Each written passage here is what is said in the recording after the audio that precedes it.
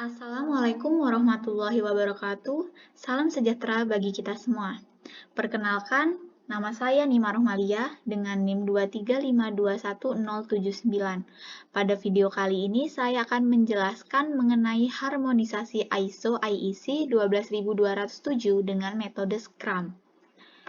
Terdapat beberapa bagian video dengan segmen yang pertama membahas mengenai ISO 12207, segmen kedua mengenai metode Scrum, segmen ketiga mengenai harmonisasi ISO 12207 dengan Scrum, segmen keempat kesimpulan.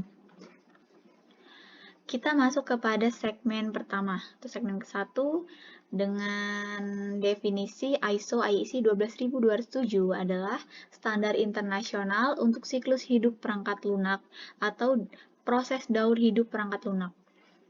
Jadi standar ini mendefinisikan semua tugas yang diperlukan untuk mengembangkan dan memelihara perangkat lunak.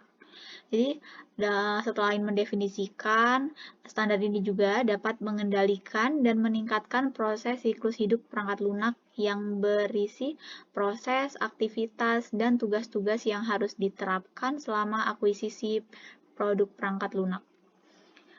Adapun tujuan utama dari standar ISO 12207 menyediakan struktur umum sehingga stakeholder menggunakan bahasa yang sama dan dibentuk dalam proses yang terdefinisi dengan baik.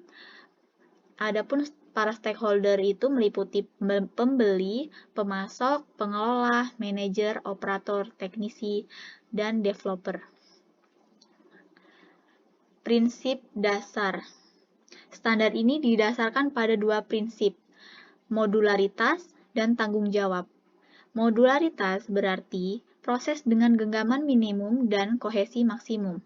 Tanggung jawab berarti menetapkan tanggung jawab untuk setiap proses, memfasilitasi penerapan standar dalam proyek-proyek di mana banyak orang dapat terlibat secara hukum.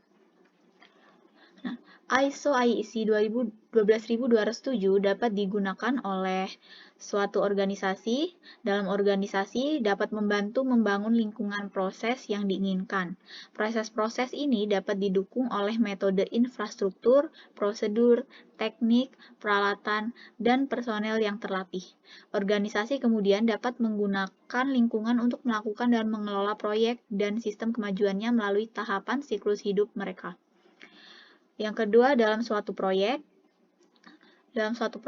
dapat membantu memilih, menyusun, dan menggunakan elemen-elemen dari serangkaian proses siklus kehidupan yang telah ditetapkan untuk menyediakan produk dan layanan. ISO IEC 12207 digunakan dalam penilaian kesesuaian proyek terhadap lingkungan yang dinyatakan dan ditetapkan. Yang ketiga ada asesor, di mana dalam asesor ini untuk melakukan penilaian yang dapat digunakan untuk mendukung peningkatan proses organisasi. Yang keempat ada acquirer and a supplier. Dalam hal ini, standar ini untuk membantu mengembangkan kesepakatan tentang proses dan kegiatan.